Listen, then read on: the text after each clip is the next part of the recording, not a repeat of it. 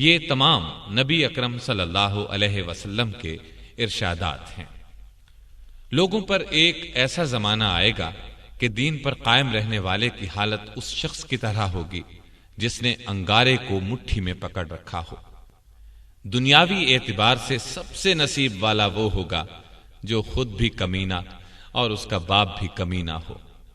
Leader بہت اور امانت دار کم ہوں گے۔ قبیلوں اور قوموں کے لیڈر منافق، رذیل ترین اور فاسق ہوں گے۔ بازاروں کے رئیس تاجر ہوں گے۔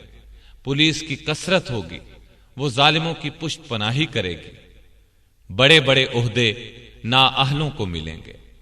لڑکے حکومت کرنے لگیں گے۔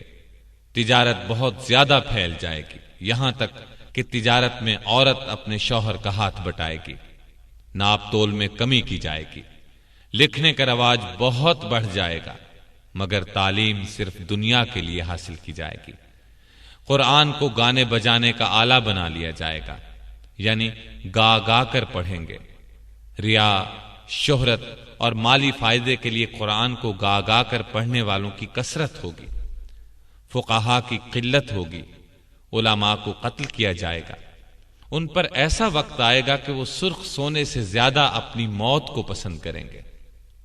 اس امت کے آخری لوگ پہلے لوگوں پر لعنت کریں گے۔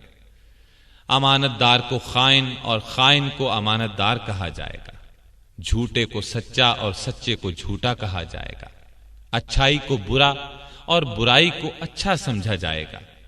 اجنبی لوگوں سے حسن سلوک کیا جائے گا اور رشتہ داروں کے حقوق پامال کیے جائیں گے۔ بیوی کی اطاعت اور ماں باپ کی نافرمانی کی جائے گی۔ مسجدوں میں شور و شغب اور دنیا کی باتیں ہوں گی۔ سلام صرف جان پہچان کے لوگوں کو کیا جائے گا، حالانکہ سلام ہر مسلمان کو کرنا چاہیے، چاہے اس سے جان پہچان ہو یا نہ ہو۔ طلاقوں کی کثرت ہوگی۔ نیک لوگ چھپتے پھریں گے۔ کمینے لوگوں کا دور دورہ ہوگا۔ لوگ فخر اور ریا کے طور پر اونچی اونچی عمارات بنانے میں ایک دوسرے کا مقابلہ کریں گے۔ شراب کا نام نبید، سود کا نام نفع اور رشوت کا نام ہدیہ رکھ کر ان کو حلال سمجھا جائے گا۔ سود، جوا، گانے بجانے کے آلات، شراب خوری اور زنا کی کثرت ہوگی۔ بے حیائی اور حرامی اولاد کی کثرت ہوگی۔ دعوت میں کھانے پینے کے علاوہ عورتیں بھی پیش کی جائیں گی۔ اچانک اموات کی کثرت ہوگی۔ لوگ موٹی موٹی گدیوں پر سواری کر کے مسجدوں کے دروازوں تک آئیں گے۔ ان کی عورتیں کپڑے پہنتی ہوں گی، لیکن لباس باریک اور چست ہونے کی وجہ سے ننگی ہوں گی۔ ان کے سر بختی اونٹوں کے کوہانوں کی طرح ہوں گے، یعنی وہ اس طرح بال بنائیں گی تو اونٹ کے کوہان نظر آئیں گے۔ مٹک مٹک کر چلیں گے، لوگوں کو اپنی طرف مائل کریں گے۔ یہ لوگ نہ جنت میں داخل ہوں گے نہ اس کی خوشبو پائیں گے۔ مومن آدمی ان کے نزدیک باندی سے بھی زیادہ رذیل ہوگا۔ مومن ان برائیوں کو دیکھے گا مگر روک نہیں سکے گا، جس کی وجہ سے وہ اندر ہی اندر کڑھتا رہے گا۔